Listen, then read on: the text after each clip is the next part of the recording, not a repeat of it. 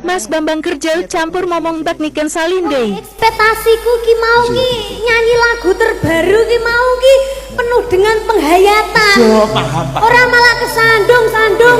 Yo sabar. Ora ping pisan pindho lho Mas. Yo sabar. Ping papat lho aku kesandung. Sampeyan ping papat kesandung. Kuwi mau wis tak cepot sepatuku ya to. Pengene ya dadi kaya wanita-wanita feminim ngono kae ya to. Malah kesandung, tak cepot ya to. Wis dicepot dipanggah kesandung. Sing ditugas sikilku apa iki dilai. Sabar. Anu ngene.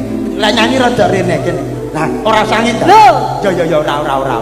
Iki karpete iki yo ngopo to? Sabar ya nak ya. Sik ditumbasne solasi ya. Kan malah kaya lagu iki mau kan jadi tidak bisa menghayati ngono lho Mas. Kene rada mundur. Kene. Sampe kok ketot kesolasi rene. Ya kula wis ditumbasne kuwi lho sabar.